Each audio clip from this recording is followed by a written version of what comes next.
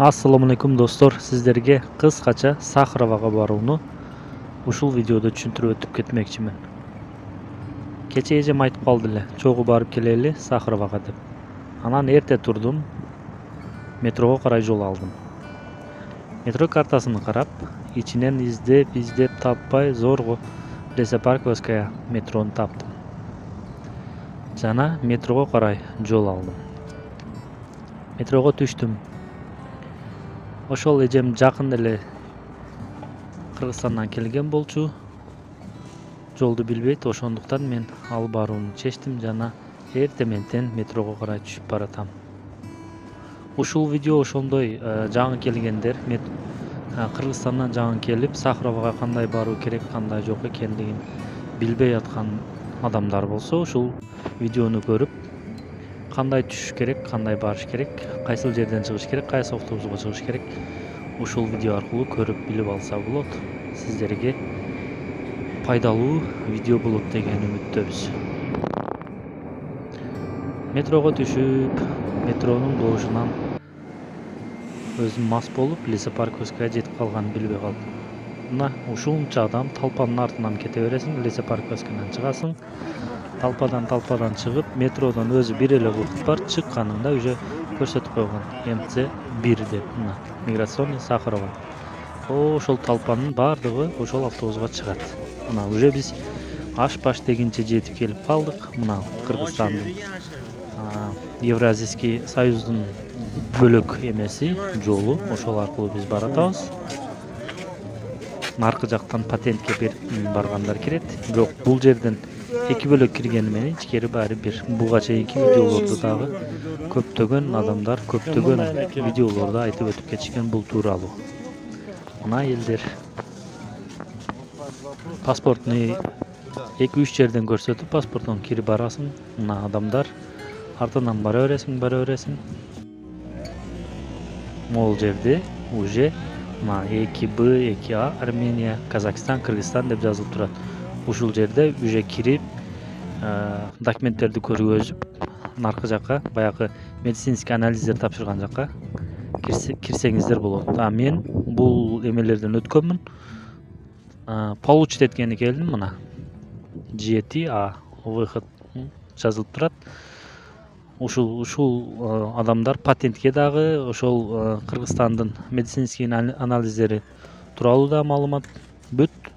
Ошол жерден кирип, мына эки эле эшик бар. Бирөөсү ол биздин желектер турат, экинчисинде патенттер жазылып турат. Уже кирип болдук, отурабыз. Мына талон берет.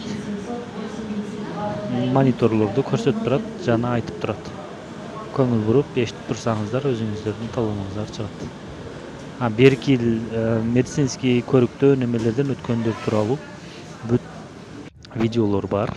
Ошолорду көрүп алсаңыздар болот. Мына автобустар МЦ1 Лесопарковская барат. Ал жактан келет тройка менен почти бесплатно барып келесиздер. Таксиге акчаңыздар жок болсо, жаңы эле келген биздин мекендештер. МЦ3 Подольскага барат, бул Д2 диаметр эмесинде.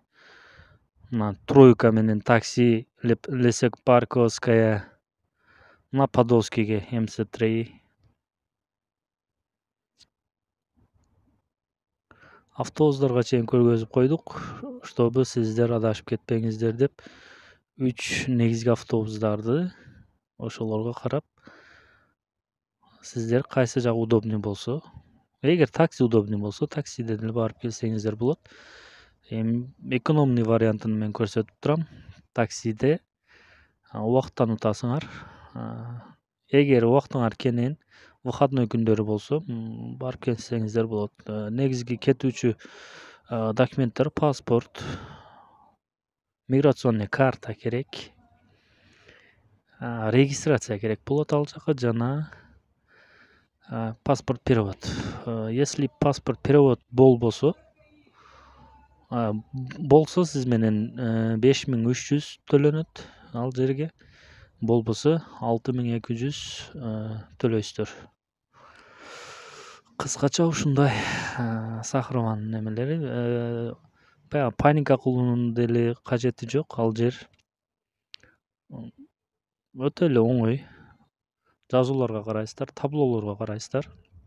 Киргенде колуңуздарга эме берет, ошол аркылуу жүрө бересиздер. Эч кандай кыйынчылык деген нерсе жок. Мына бүт баардыгын көрсөтүүгө аракет кылдык. Паспорт, миграционный карта, регистрация, паспорт, перевод. Переводуңуздар жок болсо өздөрү жасайт акча ошол жерде. Кээ бир адамдардыкын болсо деле сеники жарабайт деп өздөрү жасап атышат акчага. Ошондой туугандар, жаңы келген, кандай кылам деп жүргөн адамдар болсо, ушул видеону көрөсүздөр дагы.